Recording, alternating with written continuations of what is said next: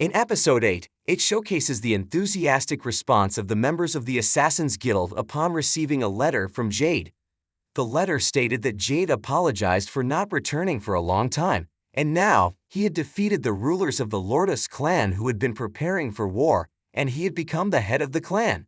He invited all the guild members to join him.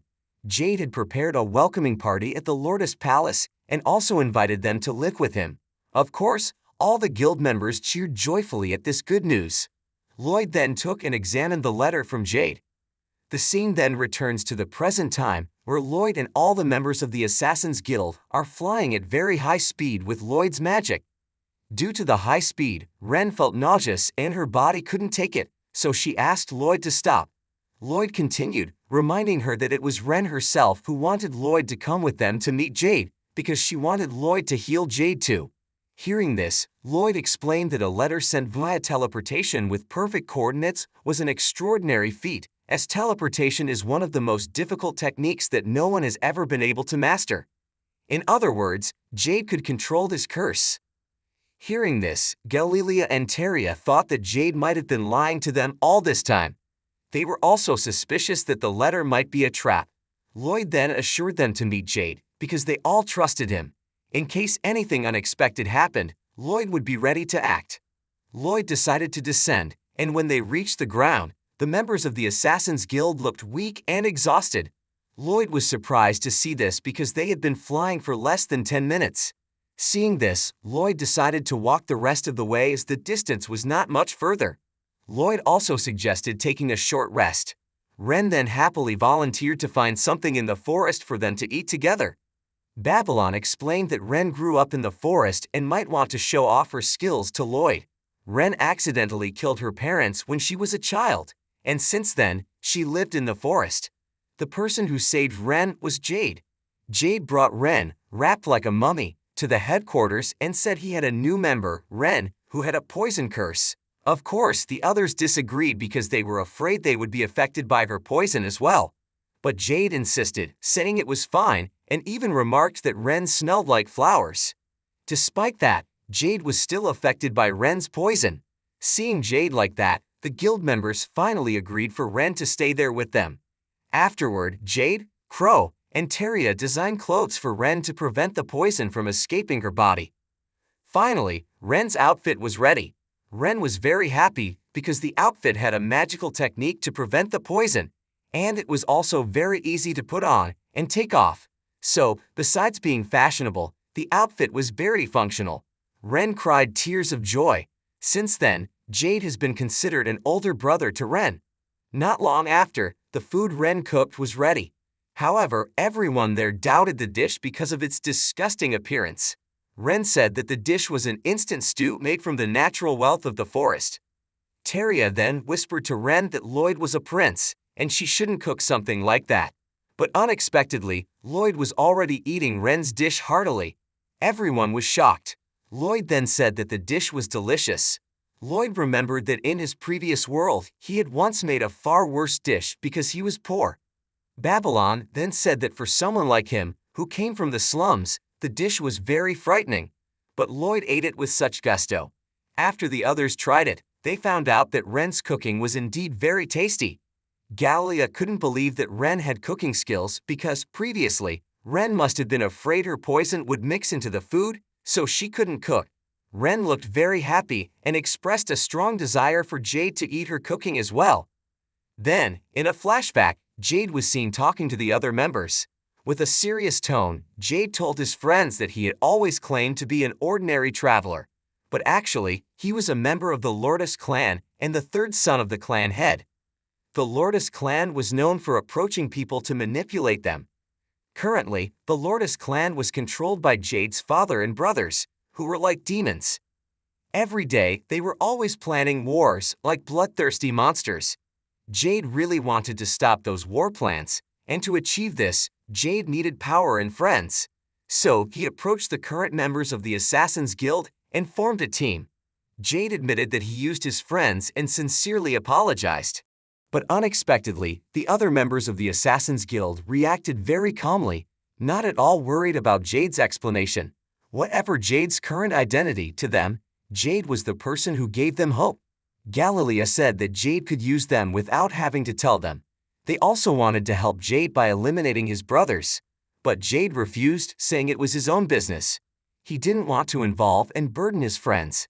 Jade asked his friends to promise to continue the Assassin's Guild if he couldn't return. And if he did return, he would become the head of the clan and make Lordust a place where cursed people could live happily. Jade wanted to live there with his friends. Back in the present time, Lloyd and the members of the Assassin's Guild continue their journey. Lloyd is seen sleeping while being carried by Galilea. Ren then suggests that they let Lloyd rest while they scout the Lordust Palace. Ren is a bit suspicious, thinking there is a possibility that the letter was written by Jade under threat from his clan members. The others agree, wanting to lighten Lloyd's burden even if just a little. Finally, they head to the Lordust Palace, leaving Lloyd asleep in the grass. Upon reaching the palace, they observe from atop a building and see a banquet being held. Many people are gathered there, and it seems there are no intentions to kill. Grimm suggests they return to the palace with Lloyd later. But suddenly someone approaches them, a man who also knows they are from the Assassin's Guild. They are warmly welcomed with delicious food and drinks prepared especially for them. The atmosphere at the palace looks very peaceful, and everyone is enjoying the party. The much-anticipated arrival of Jade, who is now the clan leader, finally happens. Jade, wearing the grand attire of the clan leader, impresses the members of the Assassin's Guild. Seeing this, Jade changes his clothes to the ones he usually wears outside, using his teleportation magic. Galilea and the others are amazed to see that Jade has mastered teleportation magic perfectly. Jade says he mastered it thanks to diligent practice. They are very grateful to hear this. Grimm pushes Ren towards Jade, knowing that she misses him very much. In front of Jade, Ren shyly tries to say something but becomes very awkward and cannot express herself. Grimm is touched by the reunion and decides to fly to bring Lloyd there as well. However, the emotional atmosphere quickly turns ominous when Jade and the people there reveal their true forms. Jade utters the word kneel, and immediately, the members of the Assassin's Guild fall into a kneeling position. The magic is similar to the curse on Crow. Crow also realizes that the power of this magic is much stronger than the spell he used. Jade offers the people there the choice to select one of the Assassin's Guild members according to their desires. Jade mentions that there are many variations of cursed individuals, one of whom is Ren, who has a poison curse. Grimm, who has already flown above the palace building, tries to attack Jade with his magic and orders them to escape. Grimm looks very frightened. Surprisingly, Jade suddenly appears behind Grimm and kicks him, sending him flying. Lloyd wakes up from his sleep to find the injured Grimm nearby. Grimm is crying, feeling sorry for the members of the Assassin's Guild still there. Lloyd is confused and angry upon hearing what Grimm says. Ren and the others still didn't know what exactly was happening. Then, as they looked around, they saw some sort of creatures emerging from each person's mouth. Galilea had heard rumors about demons that could live inside humans, become parasites, and control them. Jade confirmed this, saying that everyone there was a group of demons he had brought from the Netherworld. Jade also revealed that he himself was from there. He came to this world because what he desired existed here, specifically Jade's body, which had the ability to teleport. He finally introduced himself. His name was Guisarm. Guisarm explained that Jade was already dead and that he had taken over his body. Teleportation is an extraordinary magic, so Guisarm was willing to spend months eradicating Jade's soul. Guisarm then recounted that Jade was always thinking about his friends. Guisarm felt that a cursed person's body was perfect for him and was a rare vessel.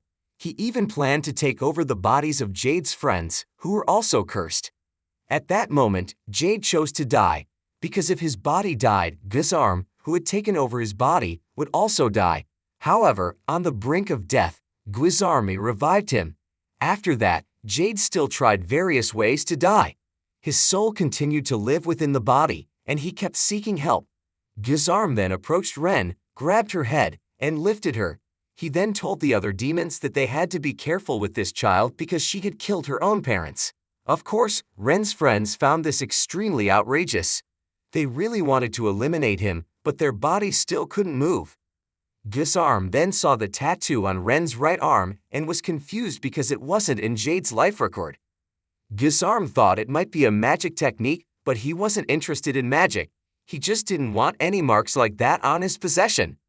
Gisarm then asked about the tattoo, who did it, and what effect it had.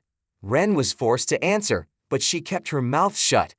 Deep down in her heart, Ren was very sad because there were so many things she wanted to tell Jade. Gisarm kept pressing Ren for the information he wanted, but Ren resisted with all her might. Suddenly, there was a magic spell around them. In an instant, a massive explosion occurred. Someone had fired a powerful spell at their location. Ren and all the members of the Assassin's Guild survived because a barrier spell protected them. From the top of the castle, Lloyd could be seen having just executed that powerful attack.